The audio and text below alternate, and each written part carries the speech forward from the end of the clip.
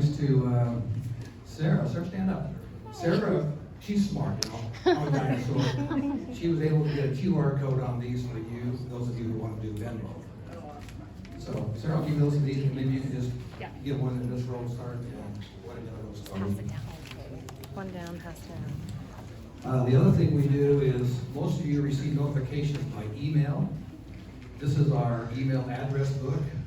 Anybody who is not on our address book and would like to receive the notifications of our monthly meetings, this book will be in the back. You can add your name and your email. And where's Doug at? Doug Bowen. Oh, Doug's there in the back. Doug is the one who puts our emails out. So every month we craft together what we want to say and he puts the email out.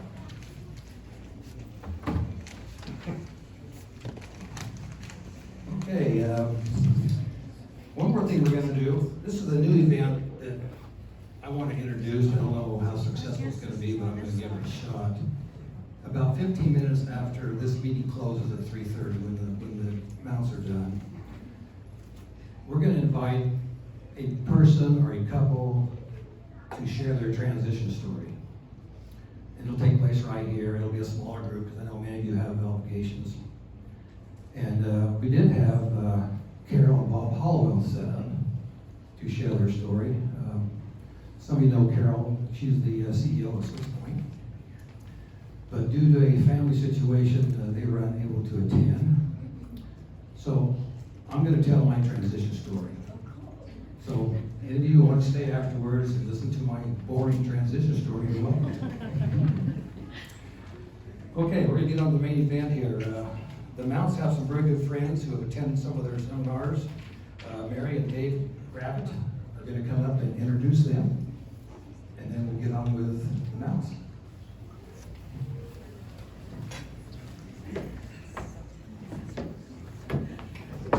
So we are Mary and Dave, and I wanted to just tell you a little bit about our day. Our day included one of our kids making up a very interesting origin story with about 6 different gods.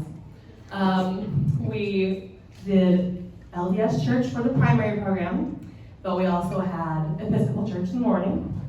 We had just different things going on: torture, revenge, love, true miracles. Got a little carried away there. But a mixed faith day. We are a mixed faith family. And we are able to do that because we got over some of those early hurdles with a lot of help from the Mounts. That's right. As a spouse who transitioned out, but I think also a spouse who is the active believing spouse, there's a lot of fear and a lot of anxiety that comes very early in the process, and working through that process and getting to a point where you can have a growing relationship and a strong relationship, and one where you work through issues and you work together takes time, and it also takes help. And we were able to find that through the Mounts, through their podcast. That's how they had a podcast and a Facebook page. I know they have branched into many other wonderful things since then, but those were early days. So we have benefited from their work, and I know many people in this room have.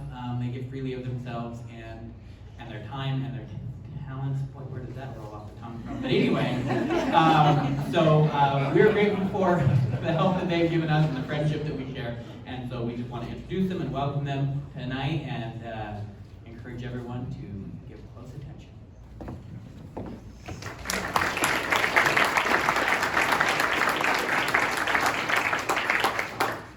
Katie got upset and left me alone, so that's something I'm used to in a mixed faith marriage. She runs away from me. I'm kidding, here she comes. Give it up for Katie Mount, everybody! She loves it when I shine the spotlight on her. I don't even want to stand on this. You should, though. First of all, thank you to Wayne and to all of you for having us down here. We live up in Murray, in Salt Lake, and we love coming down here. We come down here often because it's so wonderful and hellishly hot right now. That's fine. I don't even know if this is helping at all, but I'll try to swallow it a little bit. Is that better? Okay. Mary and Dave, thank you both. Honestly, just to point out to them, you know, we started a Facebook group for mixed faith marriages, and they both hopped on board as moderators of that, which, if you're in a mixed faith marriage, sometimes you don't like to think about it all the time. And so putting yourself in that arena to help others who are struggling, to nudge people in the right direction as far as how we talk about these topics in the comments and whatnot, takes a lot out of a person. So Mary and Dave, thank you very much. You can all join me in clapping for them, but I would like to clap for them.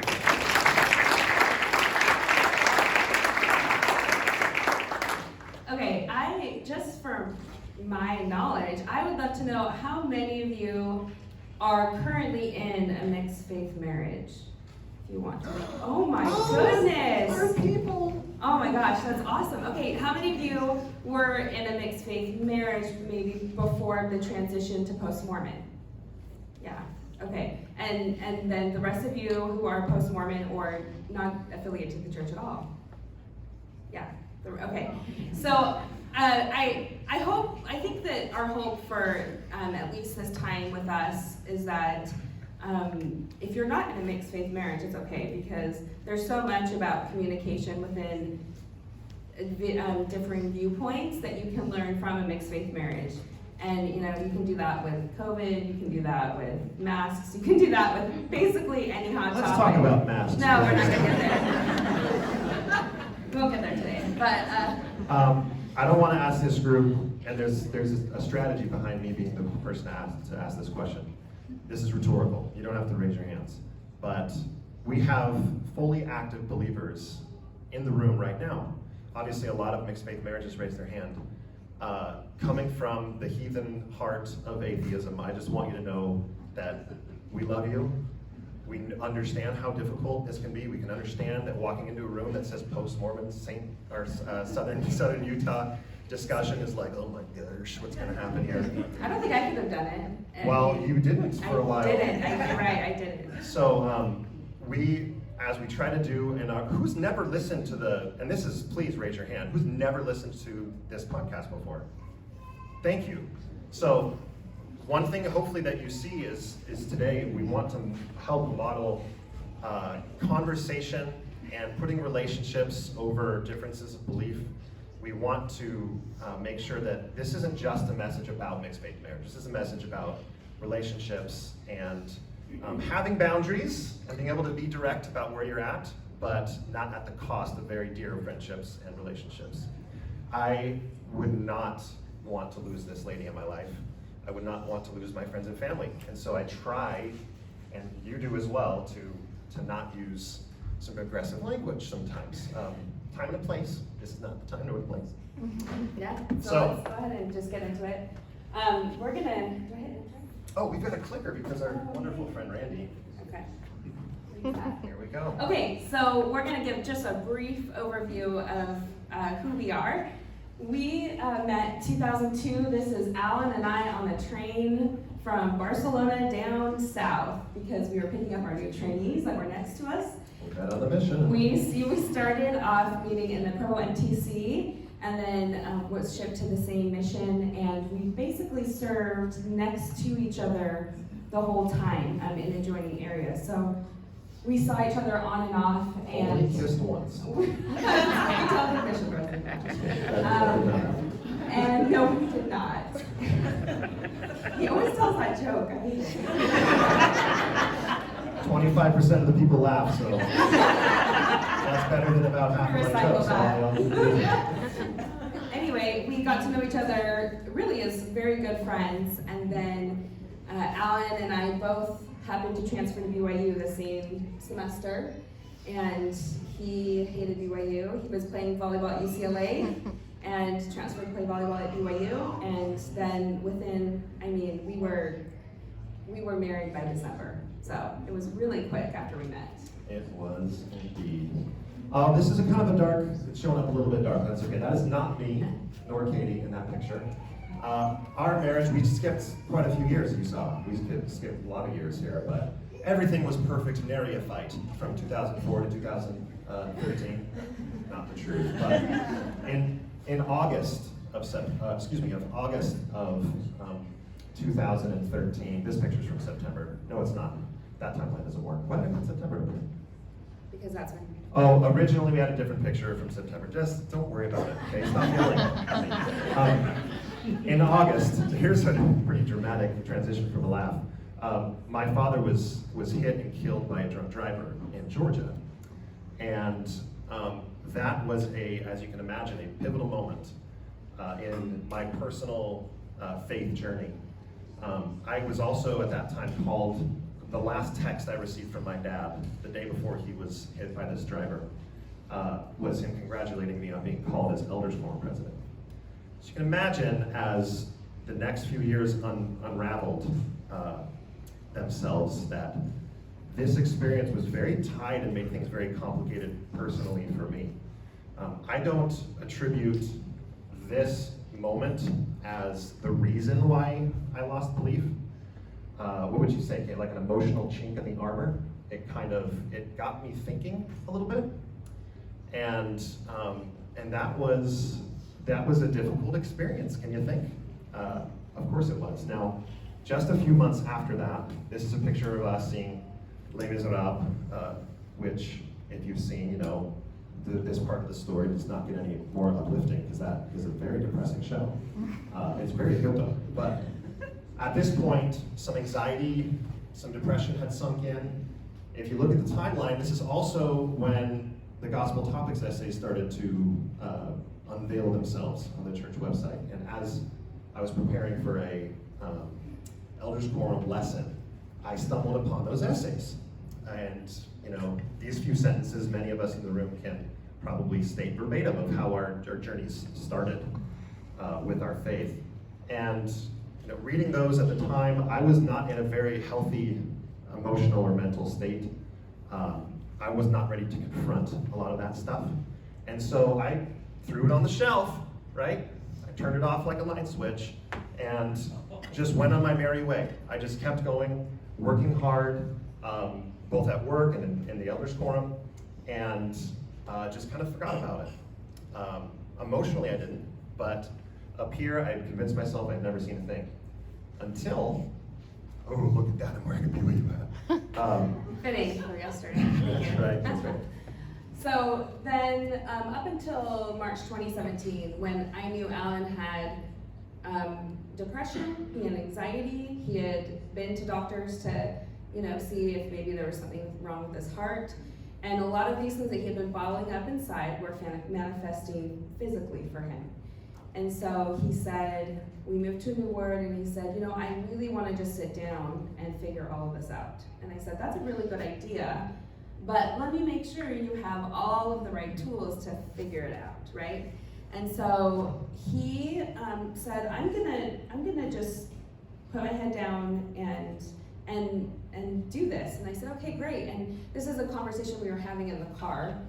And I had this just sort of overwhelming feeling like, it's all gonna work out, it'll be fine. And I would attribute that to like the peaceful feeling of maybe at the time I was like, oh, the Spirit's telling me that he'll figure it out and he'll be fine. And you remember my response in the car? No. My response in the car was, well, I agree, but you need to understand that if me figuring this out, if I feel like it's leading me away from the church, I'm finally in a place where I'm willing to go that direction, if that's what I feel is where I need to go. And if you want to go to the next one, this is what started ultimately this moment, That's just like 4 months later. 4 months later, where one of the most popular things about our podcast is we've made a lot of mistakes. We just share it with everyone. Hey, this is all the mistakes we've made. Let me tell you how you shouldn't do things, because I feel like we just did things all the wrong way, but we didn't know any better, and there weren't any resources at the time. So we're on a drive from Utah to Georgia, because Alan's family lives in Georgia now, and he told me that he wanted me to read Rough Stone Rolling. And I can be honest, I fell asleep a lot of times, and I read probably a third of it, and I'm like, I'm done with this. I don't understand why you need me to read this. And then that's when he told me about that he didn't believe in the church anymore, he wasn't really sure if he believed in God or Jesus Christ. And this was like, it looks like we're so happy here at this wedding, but it was probably the darkest, it was the darkest time in the marriage, because I was like, oh no, we're gonna get divorced. There were so many thoughts going through my mind about where this would lead us. And what ultimately happened is when we returned,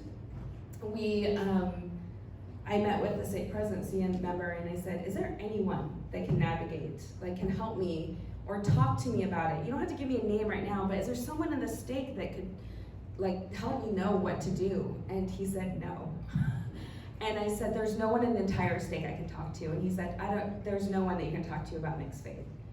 And She said, bull. I did, no. And then it made me go into mourning, really, because I felt like there's gotta be more than just me. I'm not the only one going through this. People are either experiencing this and not talking about it, or they're lying. Or they're lying about it, right? And I mean, you expressed to me just this overwhelming. I mean, it's crushing. You've felt it. Many of you have felt it as well. When these things are happening to you, you don't feel like they're really in your control. It's just I'm transitioning away, but I see how much this is killing my spouse, and man, I don't want her to be alone. We talk a little bit later about what resources on the believing side can really be helpful. But Katie had a novel idea that was so brave, and it came in January of 2018. That's our son, and I don't even remember what play. He was the king of something. So I had the idea, I said, Alan, what if we started a podcast? And really it was more for me to be able to talk about hard things. And we really didn't, I don't know, I can't believe what it's kind of become now. I just didn't think I had any idea in that moment that it was gonna be something that would be super helpful for other people, at least just to hear a story. So in this next clip, this is how we came up with the name of our podcast and kind of the theme for the first couple years of the podcast. Let's see if this works for you.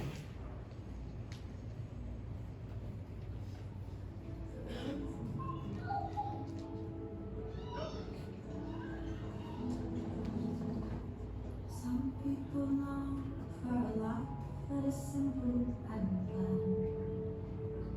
Tied with a ribbon. Some people won't sail the sea 'cause they're safer on land. To follow what's written, but I follow you to the great unknown. Off to a world we call our own. Mountains and valleys and all that will come in between. Desert and ocean, you call me in, and together we're lost to a dream. Always in motion, so I risk it all just to be with you. And I risk it all for this life we choose. And my heart that you promised to never let go. We're walking tightrope, high in the sky. We can see the whole town. We're walking a tightrope, never sure when you catch me if I should fall.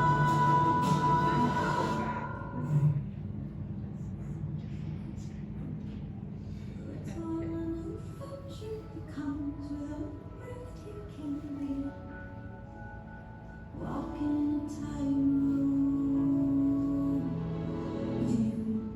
Ooh, ooh, ooh, ooh. Okay, so we watched The Greatest Showman in December 2017, and I said, Alan, this is so much of what I'm feeling. Like we're on a tightrope, and I'm trying to balance my faith and my marriage, and how are we gonna do this? And so that's how we came up with Marriage on a Tightrope, the theme of the podcast. And from there, we have some fun, just numbers and facts to show you. Watching that video, I'm realizing it made me look like an absent father who was like going to concerts with the whole room. The redheaded lady was like church history.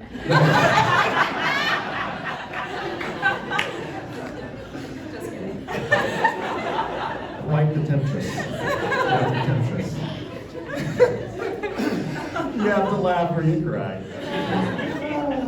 So for those, this next portion really is for just an FYI, and we want to speak to a couple of them, but it's not meant to be anything other than some information. So in 3.5 years, we have done 107 episodes, and we start each one with, welcome back to another episode of Marriage on a Tightrope. I'm Alan. And I'm Katie, and we're still married. And we're still married. Some of our family hate that line. They hate Some of our it. listeners hate that line. But screw them. So we're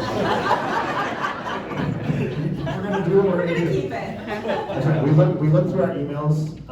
We've had 3,687 email threads with different couples, and you know this is an interesting one because something that highlights our privilege being public in this space is how many other couples and situations we've been exposed to. And who is it? Was it yeah, see, when you go off script, sometimes it doesn't work.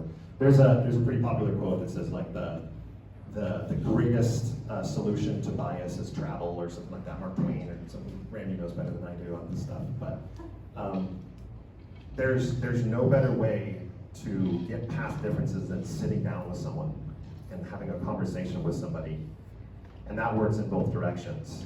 You know, I honestly don't feel that sitting down with other believing spouses, that those people are naive or brainwashed, or on the opposite side, when you sit down with other post-Mormons, Yeah.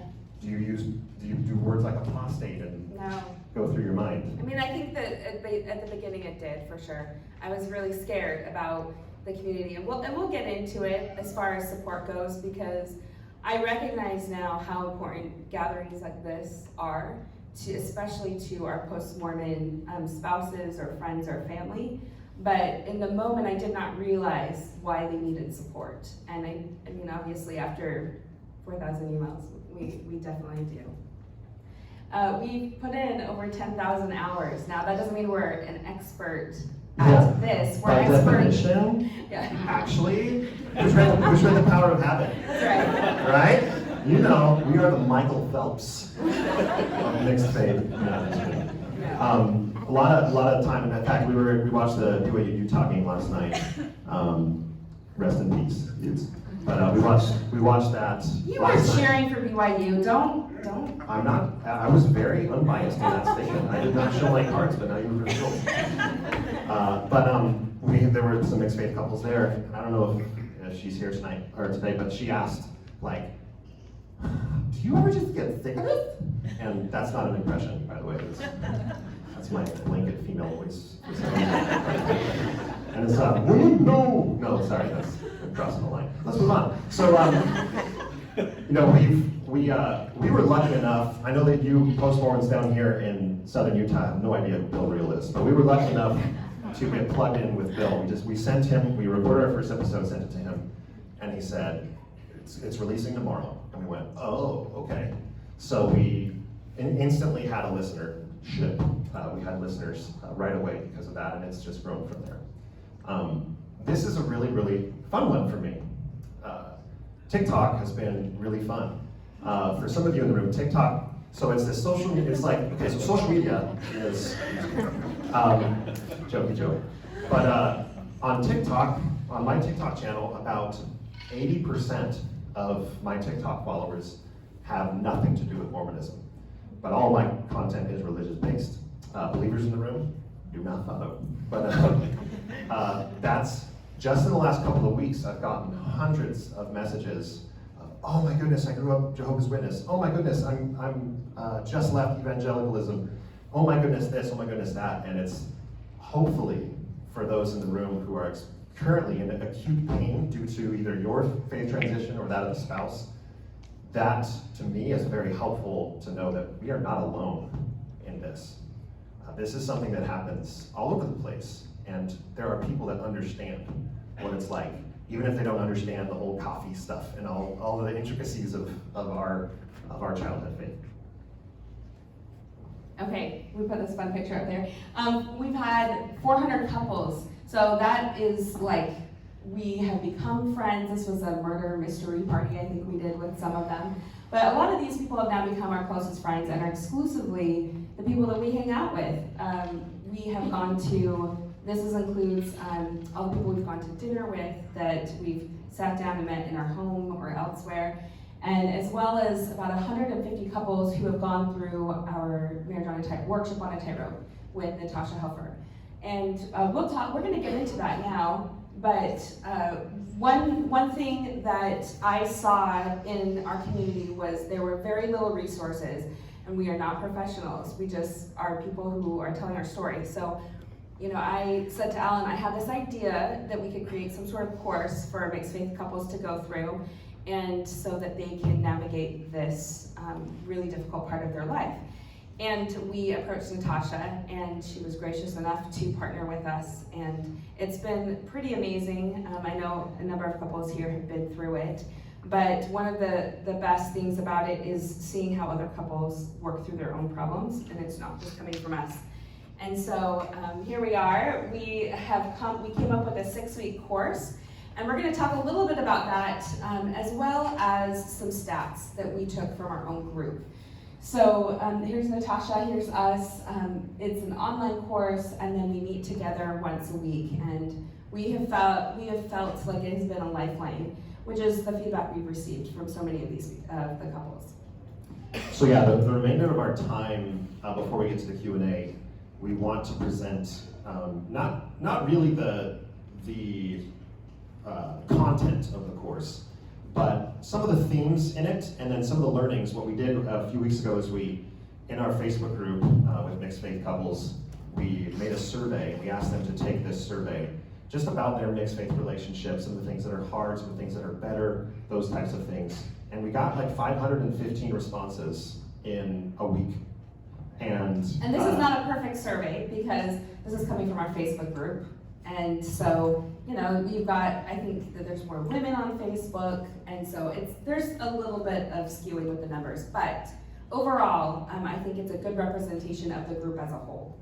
So in week 1, we sit down, and with the couples we talk about what faith transitions are, what faith transitions are not, because there's a lot of misconception over faith transitions. If you think about some of the, in my opinion, incorrect messaging on if this happens to you, you did something wrong. There's something you missed. There's something you did not do.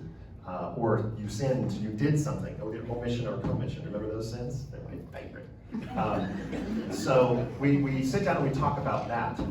Just a few interesting stats we don't need to give a lot of context to is 95% of the respondents, so the overwhelming major majority, said that they were born in the church. About 97% of the respondents were LDS. There were some from other faiths, but a whole lot of folks were saying they were LDS.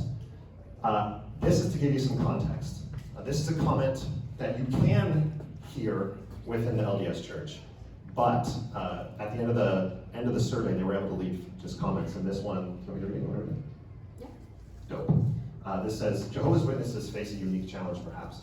There is absolutely no room in the organization for conversations about mixed faith. If you're practicing JW or to participate in a podcast or group, as Katie Mount has, he would be immediately disfellowshipped, shunned. There's no room for interfaith or accepting other faiths. Any conversations that involve accepting a nuanced view of the Jehovah's Witness faith are viewed as apostasy and treated harshly. My partner is currently tortured by the conviction that he will see me destroyed at Armageddon. It is a special form of hell, ironically for a faith group that does not believe in hell. Thanks for caring as much as you all do. I've learned so much from all of you. Not to make light of our very real situation, and many people experience things similar to this, honestly, and many of you in the room likely can shake your head at that as well. But I read comments like this and just go, whew, man, there's a lot of people that have it really rough. Katie, you want to talk about this? Have we talked Yeah, about it in the course? so this is a great graphic that Natasha provided for our group.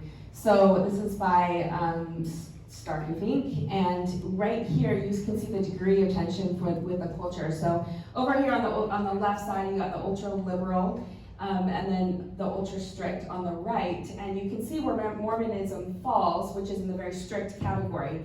And the reason for this graphic is because this is a good indicator as to how difficult it is to leave the a church that you belong to or have a mixed faith relationship where you fall on the scale. So if you have a more strict, ultra strict upbringing in these churches, you're going to find it much more difficult to transition out.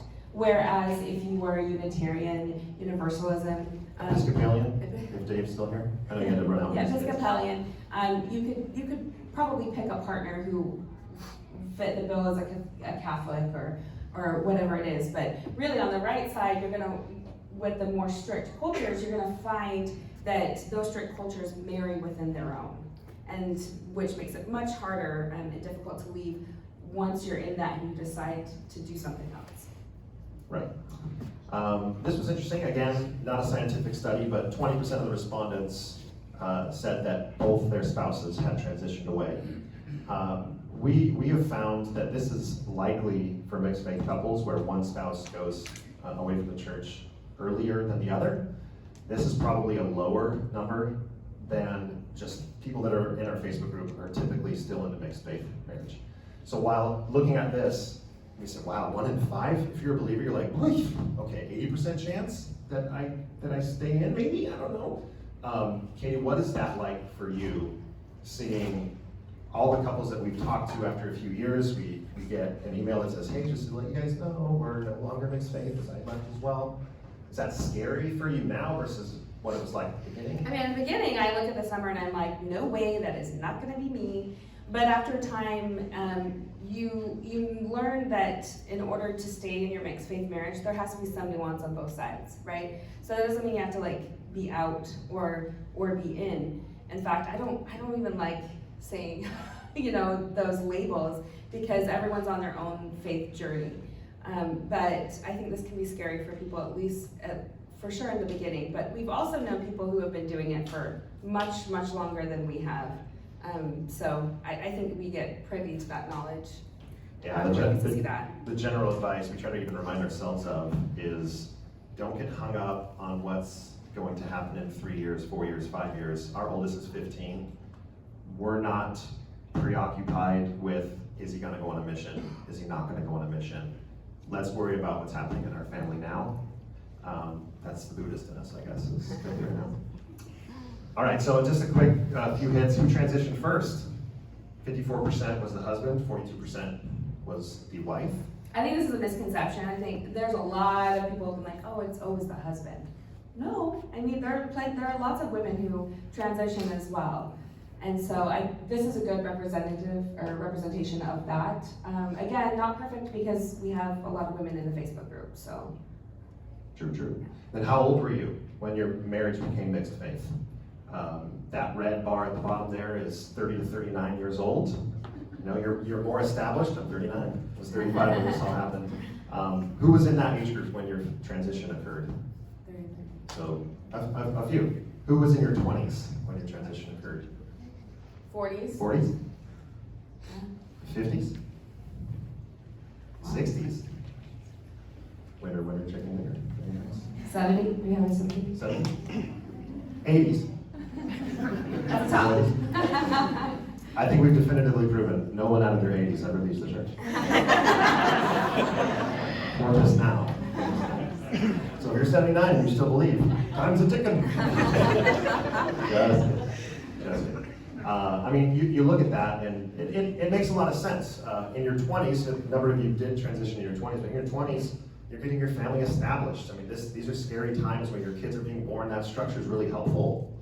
As much as it hurts it doesn't hurt me actually to say that, but it can hurt to hear it, that church at a younger age with youth, and Natasha says this, it can be very good for youth. Look, we can get into the problems with it, trust me. But as you get into your 30s, you're more solidified in your family. Our youngest was born when I was 31, and so going through my 30s, our family is kind of settling. Professionally, I'm settling in, and you start to think, I'm halfway dead. And how do I feel about all this? Oh, my dad just died. And you start to think about stuff like that.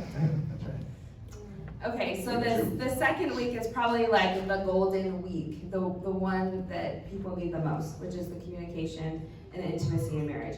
And when we talk about intimacy, we talk about spiritual, we talk about physical, we talk about emotional, and we talk about, there's one more.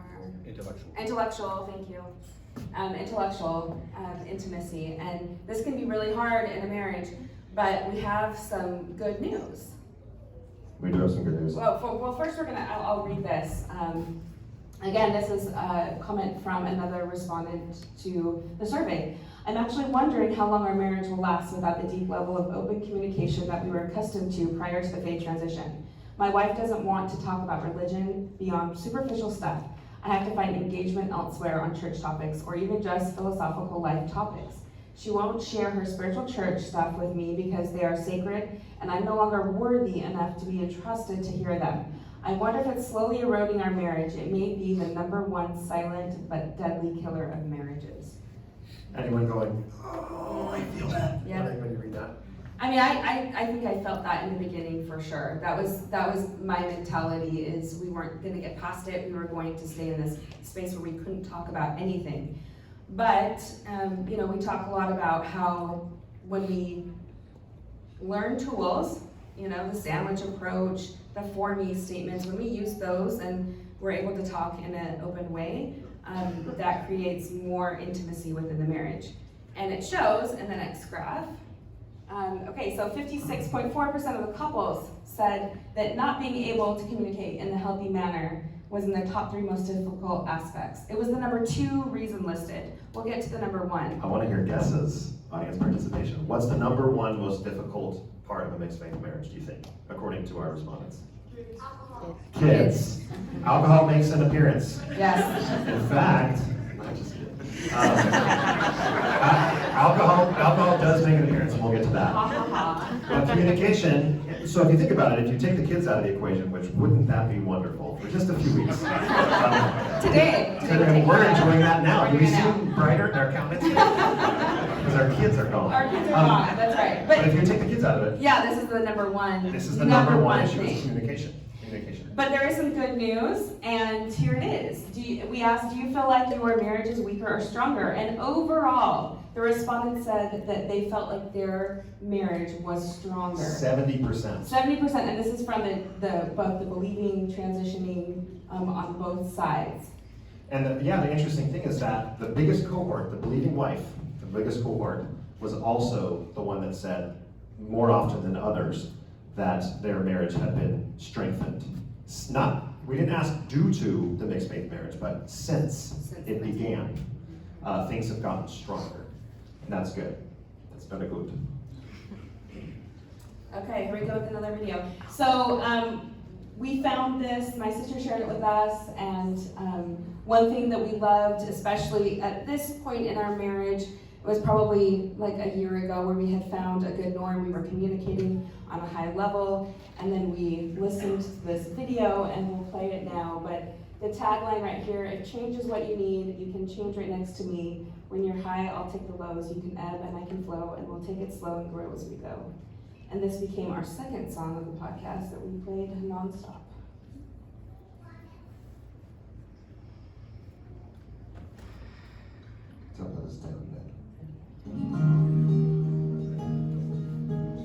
You say there's so much you don't know.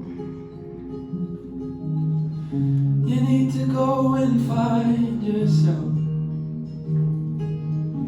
You say you'd rather be alone, 'cause you think you won't find it tied to someone else. Ooh, said it's true that the growing only happens on your own. They don't know me and you. I don't think what you need. You can change right next to me. When you're high, I'll take the lows. You can ebb and I can flow, and we'll take it slow and grow as we go. Grow as we go.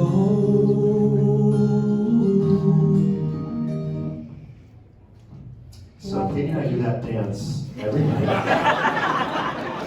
Has nothing to do with the message, it's the dance, the song. That's Next time. That's right. So let's go on to the next one. That song's super meaningful because I think that when you are in this, you think there is no way we're gonna be able to be on the same page ever again. And then you realize things about yourself, like, you can have your path and your spouse can have his path, and you can come together for the important things, and you can still have a journey, and you can be there and share it with each other. And luckily, we've been able to do that. Yes. Yes. Okay, negotiating the tenders. If you haven't been in the course, which is like 98% of you, you may not understand what that means. So the tenders are these, behaviors are changing, thoughts are changing. What are some of the things that are so hard? Alcohol was mentioned, and that's a tender. How are we going to negotiate that? Garments. That was the biggest mistake that I made, was I just one night said, I can't do this anymore. I can't wear the garment anymore. And I took them off thinking, she's not going to notice. Like the same day. I'm like, what are you doing? I sleep in the same bed with her, and she does the laundry. Sorry, gender rules, but she does. So she's going to see that, suddenly they're boxers. Okay, interesting. But negotiating the tenders. This is another quote. It can work if you're both committed to the marriage, but it will be a lot of work. Patience, kindness, and discomfort. This is such a key one. We bolded that for a reason. The goal, I feel, the goal in a mixed faith marriage is not for everyone to be comfortable. It's to share in the discomfort. Or anyone to agree, for that matter. Right. You don't So, agree. I mean, we can tell it now instead of when that slide comes up, but church attendance, for example. In a mixed faith marriage, Katie still values church attendance. And we decided as a family that when we spend time on Sundays together, Sunday is still our family day. When we're going to church, we all go to church, myself included. That is what works for us. And So there's an idea that Natasha talks about and that we love, and it's called Take It to the Lab, which means that you don't have to make a decision that's final, ever, right? So if church isn't working and he doesn't want to go, he doesn't go. A year later, he decides, I'm going to start going with you again. Well, that works for us right now. So I think if you come at it from that point of view, as you're just going to try it out and see what happens, you're more likely to find a good space for the both of you. And then that creates like fluidity in your marriage and your attendance and whatever it is that you're negotiating on. so 37.5% of couples, these are our wonderful children. Which child takes after me? You think? It's my daughter. 37.5% of couples said that church milestones was in their top 3, and that was the number 4 reason. Dealing with baptisms and sealings, and temple attendance, and general conference. And how are we going to handle this? What are we going to do? Oh, fun one. Here's the alcohol, everybody.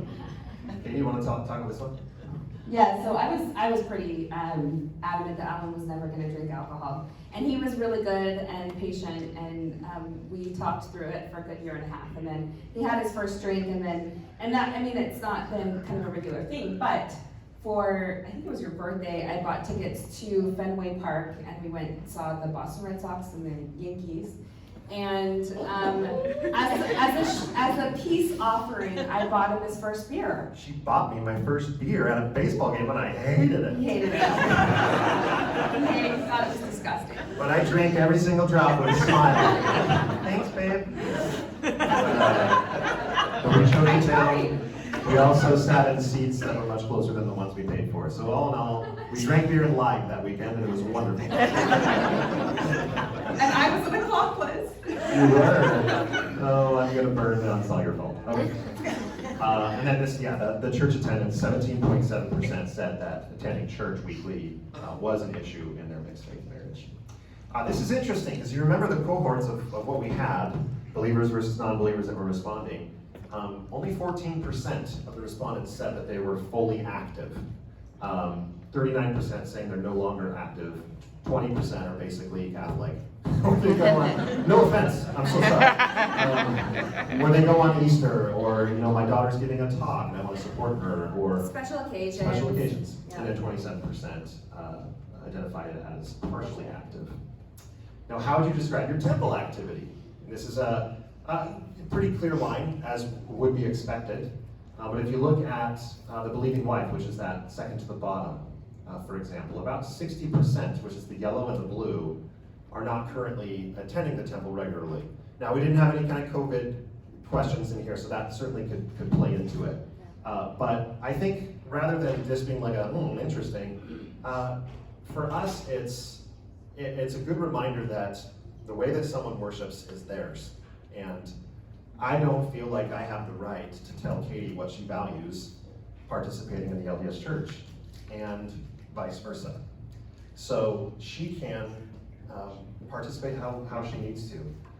And I don't have any problem with that. Now, if other people have problems with that, I hit a guy once, so I'm ready to fight. But that's their business, not ours. Other people's opinions of you are not your business. Week 4 and 5 are parenting in mixed faith, and remember that's the number one. The number one thing that people are most concerned about is how to raise your kids. We've had empty nesters come to our class, and one of the things that that they get out of it is, even if they do not have kids at home, they've got grandkids, they likely have adult children that are still active, and so they still have to navigate those relationships, as well as if you have adult children or grandkids that are still in the church, there are reparations usually that happen between a parent and a child when a parent leaves the church. It's very difficult, actually. I know that we get this question a lot, is how do you deal with the kids? And I'm kind of glad that right now they're young, so that we can come up with the best way that we can figure out how to raise them, and not as when they're adults, because that can be really hard for them. They can have interventions with their parents. We've heard all sorts of things. So this doesn't just go for like those of us raising kids at home. This also applies to those who have kids out as well. Empty nesters who has had an uncomfortable exchange with a child about the church. Yeah. Of course, Yeah. of course. Honestly, kind of as we go, and we'll talk about Uplift here in a second, but I think we're really lucky for this transition to have happened when it did in our stage of life, because our kids they were not teenagers when it happened, so they were not, they hadn't hit that teenage, whatever mom and dad tell me to do, I'm going to throw it out the window stage, like our stupid idiot 15-year-old is doing now. But we love them most of the time. So This is being recorded. oh, hi Jackson, love you. He did. He was doing a school project. Oh my gosh, last this week. was so great. And he Googled us. And He had to Google his own name, and he Googled us. And Dad, he's- you're on TikTok? Oh my gosh, don't click on that. But he said, he goes, Mom, you know what I'm putting in my presentation? I said, what? And he says, you and Dad were in the New York freaking Times. I'm like, yeah, we were. And he was like, that is awesome. And I was like, oh, okay. Don't go any further. Stay at that level. Stay on the headline. We were under investigation for a missing person. The New York Times cleared our name. With the kids, for a time, Katie and I were like, hey, let's write a book about like lessons to teach kids that can be very helpful for mixed faith couples. And then we stumbled on, does anyone know who John Ogden is? He wrote the book When Mormons Doubt. He is incredible, and we got connected with him. We had him on our podcast. If you are interested in listening to that episode, I think it's fantastic because of John. But they started a website. He and his colleagues started a website called upliftkids.org, and it's all of these different topics, and it does not push any religion. In fact, it talks about a number of different traditions. And they're not really religious in nature. It's like African tribes say this about education, and this group says this about it, and here's what scientists say. And here's some videos from Disney movies that talk on this topic. And our kids have loved it. They're all structured to be like 20 to 30-minute lessons, so it's very quick. This is the one from Thursday, which is sexuality. Our 15-year-old, that loving boy that we love so much, just got a girlfriend. And he just told us that he wants to go to homecoming. And Kate and I look at each other and we're like, can you go to dances before you're 16? Stop working that out. Is this something that I agree with anymore? Am I gonna drive? Are you gonna drive? That's right. So yeah, I mean, it's a really great resource if you want to give it a look. So the last thing that we wanted to talk about is just the managing of the outside relationships. So it's those relationships you have with your parents or your siblings or whoever it is in your community, especially in your community, your wards and your neighborhoods and your leaders, your ecclesiastical leaders. Because when you leave, there can be a lot of stigma, there can be a lot of gossip with that relationship. And we've been super lucky. Alan's been great because we're so outspoken. Everyone knows where we are. But Alan's been really good to talk directly to the leaders, and that's not for everyone, but it's been helpful for us. So, you know, finding the balance between boundaries with, you know, your family members and what you want to do and what you not want to do, but also being loving and supportive to them in what they're doing. So there's this quote, I wish there were resources and support for the ABM spouse. This is, active believing member spouse in a mixed faith marriage. When someone leaves the church, it seems like people fall all over themselves trying to figure out what went wrong and how to reach the leaver and love and support them. As the one that stayed, I feel like I'm drowning and people are telling me stuff like it's all up to you now and you have to be strong enough for everyone, which adds more weight to my shoulders. This statement is just so true. I have seen a couple of things happen when it comes to believing spouses. So one, they stay believing, they stay in, they find a way to work it out. Two, they go down the rabbit hole perhaps with their husband or their wife and decide that actually I'm going to step away as well. And the third, which is where I see a lot of people in my position, is they don't feel like there's a place for them and they don't feel like there's enough outreach for those who are still in. And so they're trying to balance both, and after time, they just fade to the background. And it's sad. It's sad to me that that happens. And so, you know, we're advocating for more help for those who are in this situation. We want to recognize our privilege as well. We're woke. We can use privilege as a word. That by the time couples get to us, meaning they're listening to the podcast or joining the Facebook group, in general, they've decided to make the marriage work. We do see divorce. We've seen a number of divorces. I'm sure that there's plenty of people here that the faith transition played a part in a divorce.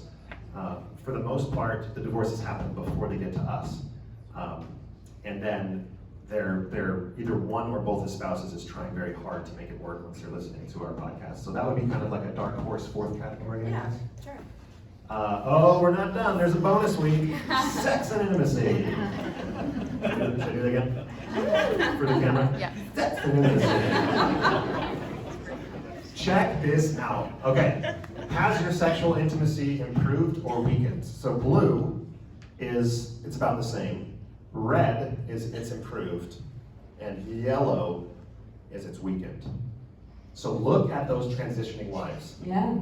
So transitioning lives, first of all, every single group said our sex life has improved. So if you want better sex, someone's got to leave the church. That is not what we're advocating. I'm just teasing.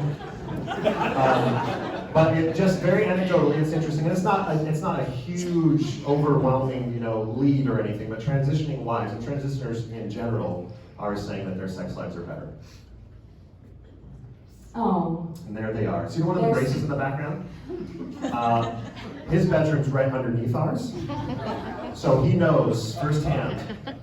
I'm not going to film that one. Let's go on. Okay, so here's another really interesting statistic that we got. Of all the couples that took the survey, 35 of the couples, 7% identify as a member of the LGBTQ plus community, which was very, very interesting to us. I'll read this. Some might conflate my being gay with reasons why I left the church, but it was actually the opposite. Finding out about certain truths that led me away from church allowed me to embrace my sexuality. I had a supportive spouse the whole way, for which I'm very grateful. We sat down with a number of mixed orientation couples or couples that transition occurred because there was an LGBTQ child. And even before my transition, Katie and I were both LGBTQ allies. And then you sit down with what they've experienced, and you kind of become warriors on their behalf. We love that community and just think the world of them, and our hearts just bleed for them so often. And I don't like crying, so we're gonna move on. Okay, so at the end of this, we said, is there anything else you would like to say on the survey? And so we just want to share a couple of the comments that were made that we thought we liked. We're all just doing the best we know how to. Let's give each other a complete benefit of doubt, or otherwise stated as grace, to figure out what life means for each of us. Don't be adamant about belief. It will shift over time, so be gentle with how you say things. It's hard not to feel anger, but don't let that anger come through in your communication. We were chatting with Linda and Wayne and Rose and Ben, Ted, Bob. It was a short B word. Bob, my man, he's here. That's embarrassing. You're walking over amazing. We were chatting with them today, and we were talking about it doesn't mean that you shouldn't be angry. It's hard not to feel anger, and anger is not a bad emotion to feel. When people show anger, there's this natural reaction. Hopefully we try to have the reaction of, they're going through something. What is happening here? And sit with them in that. That's the best way to get through it. This was a comment that's very important to read. Pineapple on pizza is an offense to whatever gods may exist, but you're welcome to it if that's what makes you happy. Okay, and this was just word bubble of all of the comments that were left. We asked them, give us what Advice. piece of advice would you give? And what stands out? Love, time, Time. Yeah. that big one, time. Take it slow, focus. It even says don't focus. Focus on the right things, not the wrong things. We love that this came through. Time truly is, you've heard the phrase of practice doesn't make perfect. Perfect practice makes perfect. Time does not heal everything, but you have to work at it. And getting those tools to work at it while time passes is a really, really great healer. So real briefly, we'd love to do Q&A after that. We're only 2 minutes over, Wayne. We did it. We rehearsed like half the time before this. So the timing worked well. I'll speak to this really quickly, and a lot of this has already kind of come through, but having a relationship-centered approach versus an act-centered approach is something that we talk about in the course. When I say we mean the expert, Natasha. Where an act-centered approach, for example, is identifying specific acts that are labeled as immoral or moral. But a relationship-centered is emphasizing and focusing on motives and consequences. It's letter of the law versus spirit of the law. If I'm going to sit down and tell her parents where I'm at with the church, am I focusing on being right, or am I focusing on the outcome that I want in this relationship? If they're not breaking boundaries, which can happen, and there's abuse that happens, emotional, physical, everything. But if there's not those boundaries being broken, and I want to keep this relationship close, it's going to change my approach to how I'm going to talk to them. And the same thing with Katie. So that's taking an act-centered versus a relationship-centered approach. Intimacy is not sameness.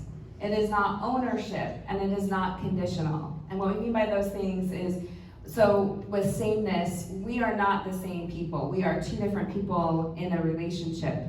And realizing that ownership, my husband does not own me, I do not own him, and I do not own his spirituality. We own our own spirituality, as well as we're not gonna keep love from each other because someone went to church. Conditional love, that's not intimacy. You can still have a good, solid marriage where you are different people wanting different things, but you're working at it together.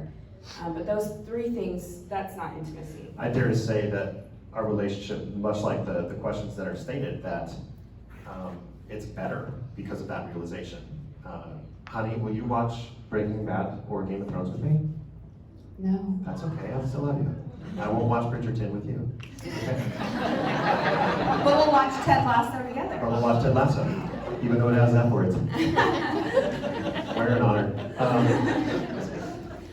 The last thing that we wanted to talk about, and something that we've just learned over the last couple of years, I'm going to go back and talk a little bit about Alan's dad. So when Alan's dad died, the woman who hit him and killed him was in her 50s. She was on prescription pills. She was driving. We're not prescribed to her. It was not prescribed to her, and she was driving a car that did not belong to her, and she left the scene. She called a friend and left the scene. And so Alan's dad, Jim, I'm just gonna call Jim. Jim was life-flighted to a hospital, and we were all kind of gathering together. And when he passed, he had a great funeral. It was beautiful, but there was still this sort of lingering feeling that we just had no closure, because we had to go through all of the court proceedings with this woman who had killed him. And a few of the family members jumped on Facebook and stalked her, and they were upset. She would post pictures of her granddaughter, post pictures of her kids, and we were all hating her from afar for a long time. And then the day came, and we had to go to the court, and we had to do this big thing where we gave statements, and the statements were the impact that he had on our lives. It was her sentencing. And it was her sentencing. And for 2 hours, we each stood up and gave testimony about Jim and what he had done in the community and everything. And when it was her turn, she got up, and there were 2 people that spoke for her. One was a caseworker who had been working with them for 5 or 6 years. She had had a son who committed suicide. And the second was her mother, and her mother sadly just further incriminated her. And you could tell how sad and how awful it was for her family. And here we had been hating her so much from afar, but when we got close to her, that's when we realized she was coming from a different place, had a different life, had a different paradigm, and she deserved love and restitution, and she was gonna make this all right, I guess, by going to jail. But the hate and malice in her hearts were gone. And when it was all over, they took her out and sentenced her, and we embraced her family. And it was just sad. It was a sad moment. And I think back to that time, and I think about now, and I think about all the things we've been able to do. And I'll say, for me at the beginning, I was really upset with Alan. I was upset that he was on Reddit. I was upset that he was, talking to post-Mormons. I was upset with the stuff that he was reading, and I was hating from afar. But it wasn't until we did the podcast and we got to know people and we came together, and I realized, oh my gosh, all these people are coming from different paradigms, from different stories, from different backgrounds, and there's no room for that. There's just room for loving, and that's what we try to do in our marriage with our communication, is we just try to love one another and understand each other from where we're coming at, as well as other people, both inside and outside, and nuanced. I think that, I hope you take away that it's possible to have a good relationship with anyone, either your spouse or a family member, that there may be friction with. I'm not trying to add anything to that, no way. We know the power of emotional manipulation, so we'll end it on an emotional note. And we'd love to open it up to questions. I'll give you this mic. Do you have this? Okay. One of the hotel's microphones is down, that's why we're using this. The main microphone speaks to room A, B, and C. This here line covers room C, so when I pass this around to you, speak into it real close like I'm doing. So raise your hand if you have a question and address it to either Katie or Alan. And honestly, there's no question off limits. We just want to I was just curious about, Alan, if you have resigned from the church or experienced church discipline because you've been so public. Good question. I have not resigned my membership. Obviously it's a very personal decision. If I felt like it was important in my personal journey, I would do it. I just haven't done it. It doesn't quite bother me that my name's still on the records. For a while, I really liked having access to LDS tools because all our neighbors are LDS and having their phone numbers is pretty convenient. It just wasn't a big deal. As far as discipline goes, our local leadership has been great. I think in the beginning they were a little worried because I was very vocal, then I kind of stepped away. I don't go outside of sacrament meetings, so I'm not in Sunday school raising my hand anymore and saying, no, that's not true, but I did it first. So no, there hasn't been any discipline. There's been, we've heard waves of, above the local level, them not liking that we're doing things like that and talking and working with Natasha, for example. I think a lot of times the church is a little worried about people being vocal in this space, and they want to be the center of support. And that's understandable for an organization, but we're going to just keep doing what we're doing. So no and no.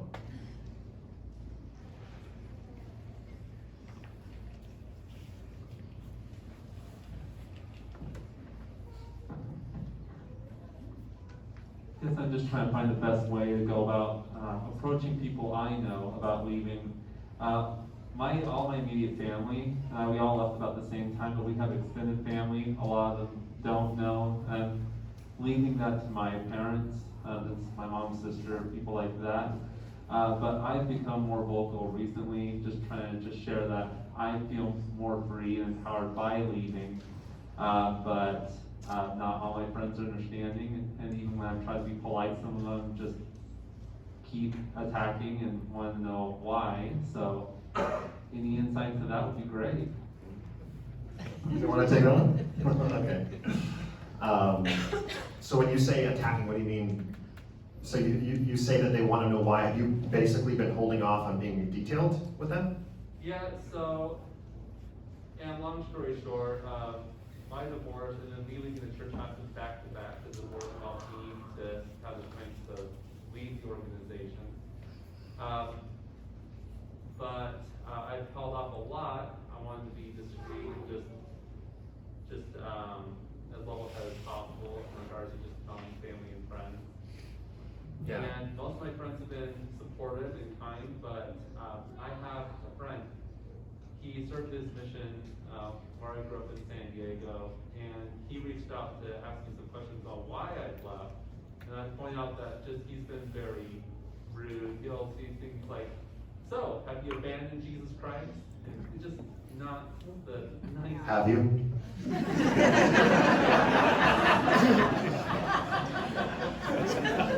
I have. That's neither here nor there. Yeah, it's tough. These are the decisions when you're leaving and starting to tell people. There's a level of, I am obviously very extroverted and want to be authentic, and I'm posting on Facebook and I'm talking to family and talking to friends. You have to make a decision does a boundary need to be laid? Because as much, something that we learned in this course with Natasha is a relationship will only be as intimate as the weakest desire person, if that makes sense. So if you and I, or Katie and I, if in our marriage I want a 10, but she wants a 7, guess what? We're a 7. That's how close we're going to be. So if your friend, you can't control your friend. If you can voice that to him and say, hey, our relationship is, and I imagine that this is what you're doing, but our relationship is super important. I know you're not gonna agree with me here. We don't ever have to talk about this. If you don't want to get into the details, you mean a lot to me. I don't want this to hurt our friendship. How are they gonna respond to that? You have more, Katie? Yeah, I think if that's how they're coming at you, they don't want to know, they want to argue. They're going to convince, they want to try to convince you. So my opinion is that you share with those who are willing to share that intimacy back with you. And that's, not everyone deserves your story, both as a member and as a post-Mormon. So you need to decide who is worthy of hearing what you have to say and sharing your feelings, because that's not for everyone. Thank you. As you're walking to the next person, I'll finish. Oh, you got one. Okay, fine. So there was a year ago, a family member, we'll keep it vague like that, confronted me, pulled me aside into a side room and sat me down and lectured me for 45 minutes about Book of Mormon's true, and you have to do this, you have to do that. And I sat there and took it and had a lot of time knowing they're lecturing of how I want to respond. And I responded trying to prove a point, and maybe don't do this. But what I said was, thank you for sharing that with me. Can we spend the next 45 minutes talking about how I know God is not real and the Book of Mormon's false?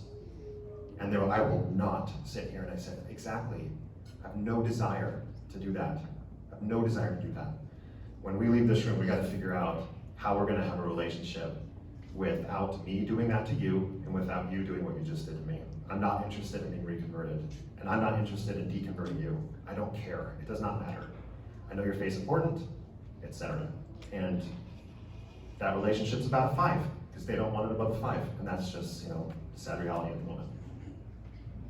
Hi, I think my situation's pretty similar to yours. Long story short, both me and my wife were raised in the church. Been married 33 years. She's a seminary teacher. I'm an atheist now. That being said, and I'm not sure who best to answer this, the issue I find with communication on having conversation with her is I think it's very, very scary for her to have an open conversation. And I'm wondering how you guys bridge that gap. I know that's a very hard question. It would probably take an hour to answer, but I just wonder if there's a Reader's Digest version of that. So when you say an open conversation,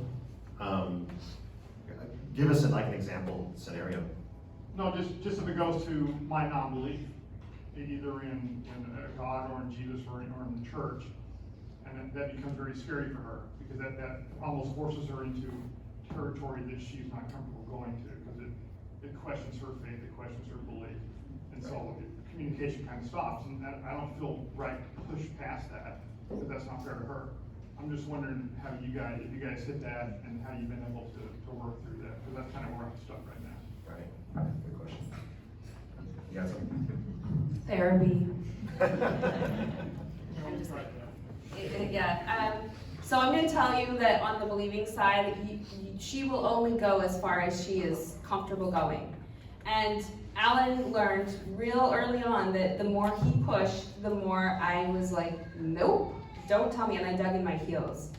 And it took a lot of time for us to feel like we were in a safe place where we could share. So I mean, it's gonna sound repetitive, but it takes time, but you have to work on it. If you don't work on the communication tool where you're consistently trying to get a little bit deeper and be able to talk more freely with each other, time will pass, but nothing will have healed. I think that there's some fun practice that can happen in real life. I mean, it's not practice because you're actually living it, but if I can be genuinely curious about Katie's experience at church without an agenda of trying to poke holes in what she's experiencing, you share, for example, here's a mistake, right? She shares with me an article on the Deseret News that says, this woman who has a very complicated pregnancy lived, and so did the baby. Like, isn't that a miracle? And what does my brain do? You're like, what about the 99% of them that died? When in actuality, like I can turn to her and say, well, rather than trying to gut react to it, ask her, like, what do you think about that?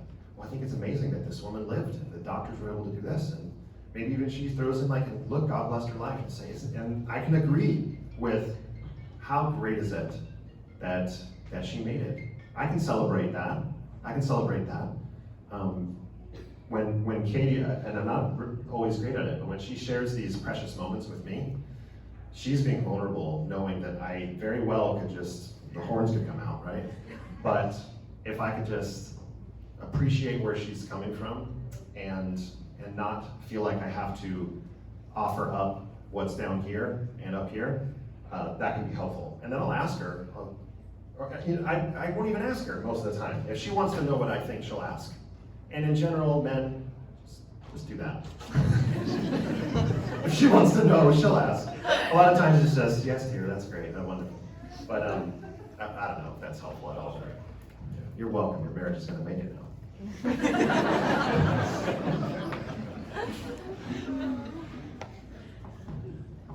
Earlier, you asked if any of us empty nesters have had a difficult conversation with one of our children. We had just the opposite. Our daughter at BYU came to us with a difficult announcement that she no longer believed in the church because they had been studying the essays, and I didn't know totally about the essays, so we owe it to our daughter. I'm very thankful. Right. And I guess my question is, do you find that to be the case very often? Yeah, we've seen that. We've seen it. Honestly, you saw with the results, the great majority of couples that we're working with are 30 to 45 or so years old, but we have seen that. We have seen that. A lot of the times, obviously the couples that we're working with, one of the spouses still believes, so a kid coming to them isn't quite the awakening that you just expressed. It can be very hurtful and very hard and painful. And in those moments, it's to the believing spouse that we try to give the same exact advice of, express how difficult this must be for them and how do they need my support, and do you want to know what I think about this, and make it more about the relationship. Do you have anything to add to that? So you said no question was too personal, so if this one is, I'm just declined to answer it. But when in my mixed faith marriage, I found that being married to a spouse who wore garments was very triggering to me. And to have a spouse that slept in garments, and it was a sexual turnoff to me. It was very triggering. And so garments were a problem, and I'm just wondering how you have dealt with that, if you want to say, or if you have any thoughts about that. I think boxers are triggering to me. Just kidding. You say that in jest. I say that in jest, but we've worked through that, and it's not an issue in our marriage, but I know other couples who have had a spouse feel trauma whenever or feel triggered, and there's real anxiety that comes with that if they see the garment on their spouse. And they've been able to negotiate that, right? That's like one of the things we just talked about. That tender, you have to negotiate, okay, maybe I can wear it like on Monday, Wednesday, Friday, and not Tuesday, Thursday, Saturday, or whatever. I mean, that's something that you have to work through, but there is allowances that can be made on both sides. Yeah, that kind of goes to that discomfort level, and honestly, is there anything more personal than what underwear you wear? So it's, as hard as that might be for me, especially a few years ago, on whether she's wearing the garment or not, that's not my business.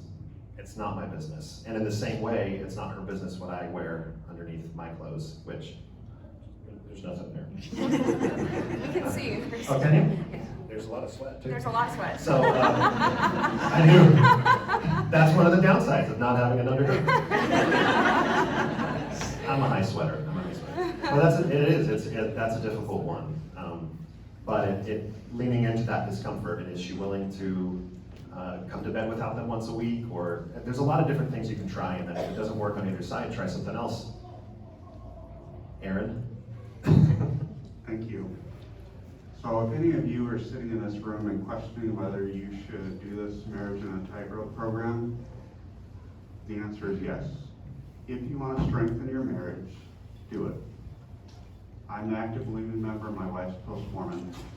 We went through their program, it gave us the tools that we needed, and our marriage is thriving a year after the fact that she left the church. And Alan, I provided him my Venmo information, so he's going to pay me after this.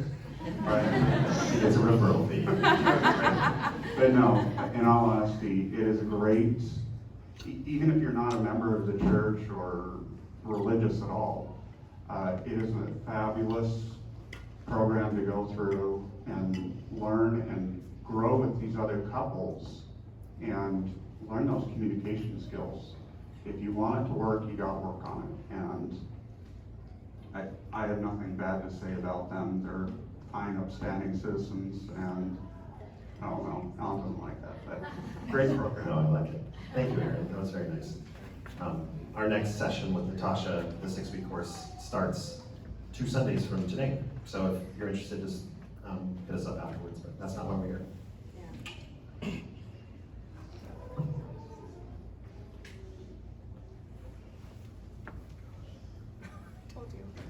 Wow, I just really looked down and saw that. I'm just gonna own it, everybody.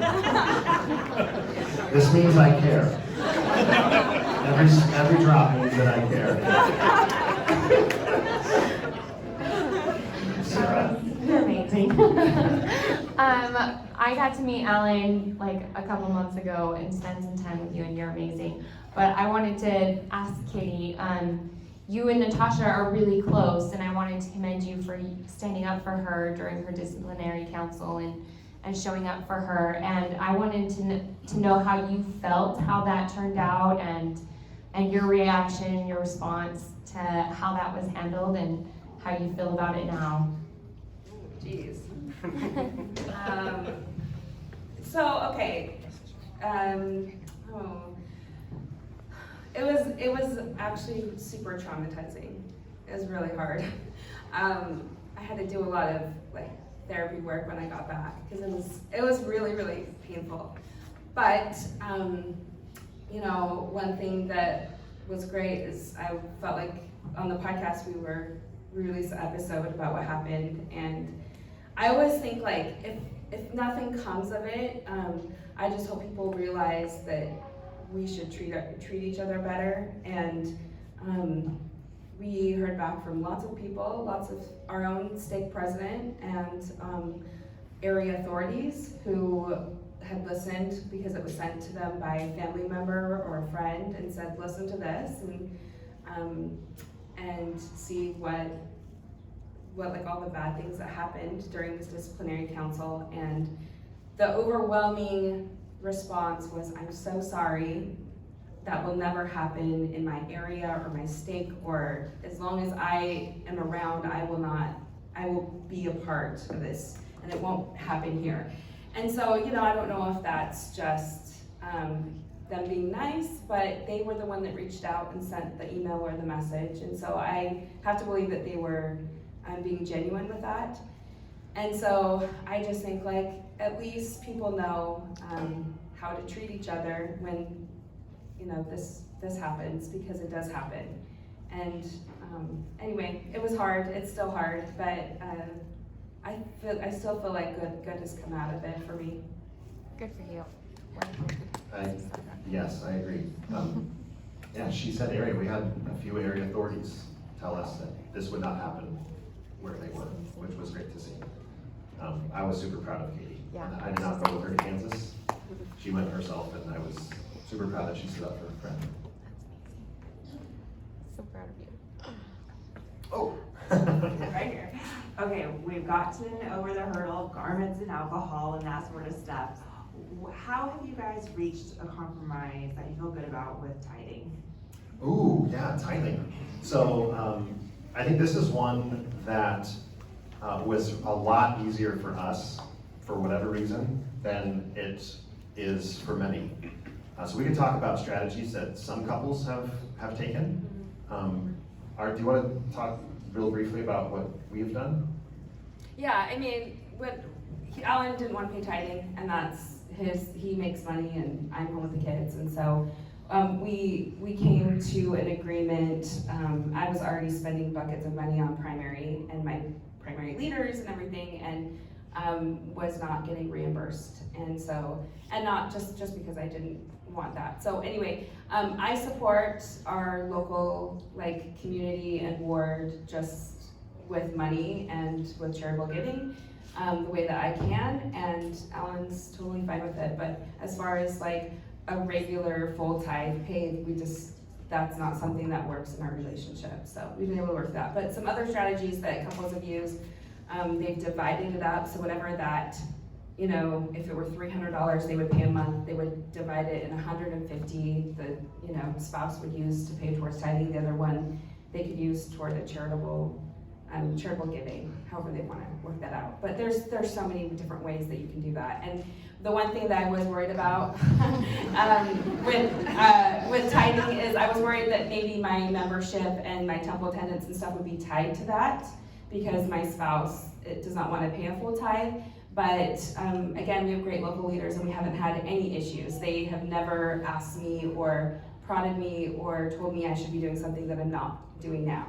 So I firmly believe down with the patriarchy. So in our family, I didn't say that tongue in cheek, but in our family, I have a full-time job outside of this, and so financially, I'm providing for the family.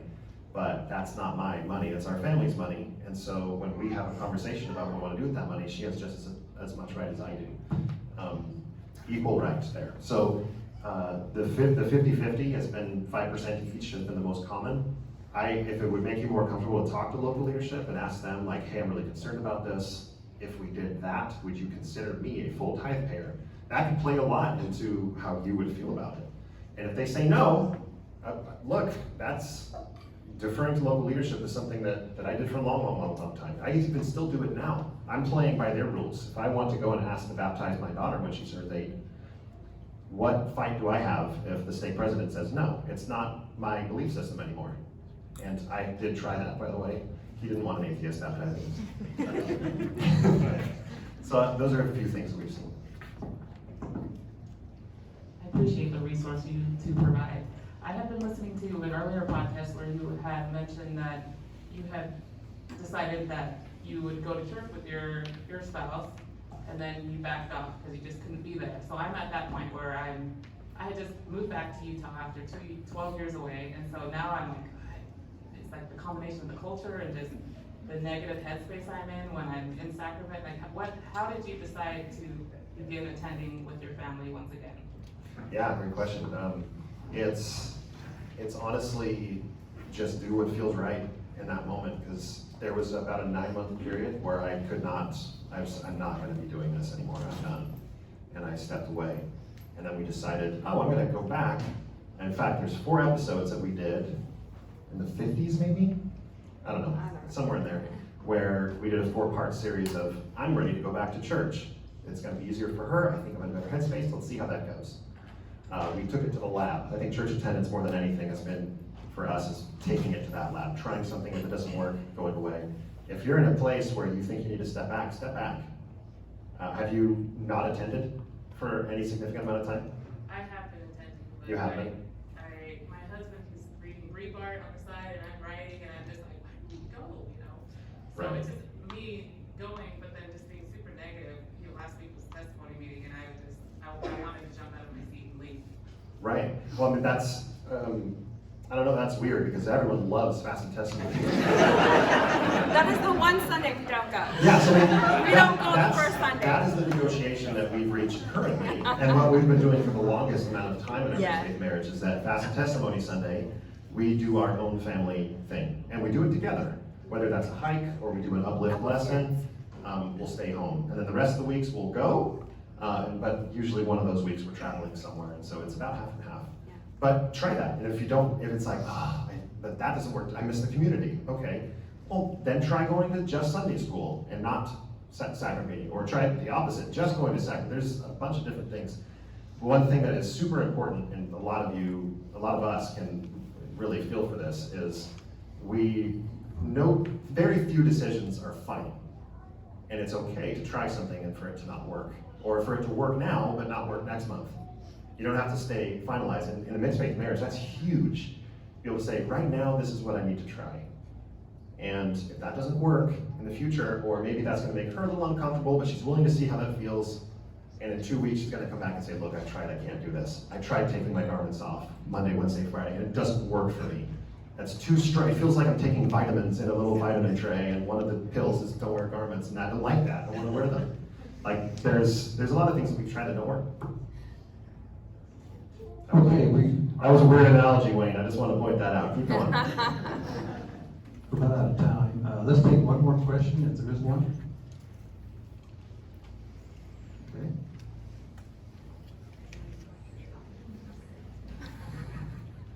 So this is mostly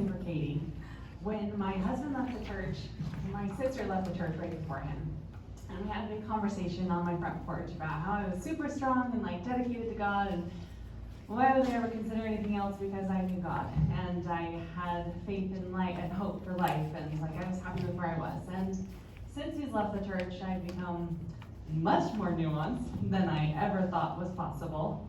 And I kind of feel like I still have the pressure to look and act like I am still who I was 3, 4, even just a year and a half ago. Partially because I don't want everybody to be like, oh, you reneged on what you said. You said you were strong and now you're not, so where are you? And also I don't want it to shine negatively on him. So I guess it's kind of for you too, Alan, is that I don't want them to all say that I walked away and failed at my faith because of him. And I also don't want people thinking that I couldn't be true to myself with where I stood now that I'm nuanced in lots of ways, and it's becoming very obvious to the people around us. Well, here's the fact. The fact is that they're gonna think that. You can't control anything that they, the outcome of it, because they're gonna draw conclusions, especially if they're fully practicing members. They're gonna say, oh, their husband just chipped away at her and now look where she is. And that's gonna happen. And that's hard for those of us who really care about those relationships, right? But I think that if you were to explain it to someone, especially someone who deserves to hear your story and who can be trustworthy. We talked before about an ex-centered versus a relationship-centered relationship with your spouse. So your decisions that you're making now are not ex-centered. You're not doing it to show other people who you are if you're 100% in the church. Right now, your decisions are based off what's best for your family and your relationship. And because of that, those decisions are going to look very different to fully active believing members. You know what? It's okay if they don't agree with it. That's a hard place that you have to get to within yourself, that you are happy and settled enough where you are that you can share that with people, and then they'll come along, and maybe they won't, but the journey is really our own, and it's with our spouse. And usually there is no privy information to anyone outside of that bubble. And so I would just say, wherever you are, just be firm in where you're at, and you can explain it in that way that you are making the best decisions for your family where you are now. And maybe you've had a paradigm shift, and that's okay. It's okay to change your mind. It's okay to feel differently than you did before. It just helps you on the new path. Well, I'll just add 2 sentences. Your husband likely can relate to this, where when I went through my transition, I heard from plenty of people what they assumed was happening to me. And I've already been through that, so I know that that's gonna happen again. If anyone catches wind that Katie's more nuanced now than she was before, I know, I don't like to speak in absolutes anymore. My alarms just went off. I believe that. That's the testimony meeting. That's We right. are. I believe that Katie doesn't feel like I've pulled her into that nuance, that nuance has happened as part of her journey. That may not have happened if my transition didn't happen, but I'm not chipping away at her. I think you would say, right? I'm not gonna give you the microphone to dispute that. That I'm not sending her my TikToks, I'm not doing that. I'm not trying to pull her out. So her nuance is her own journey. And if people are going to say whatever they're gonna say, that doesn't concern me, because I know where she's at, and I know that our relationship is strong. All right.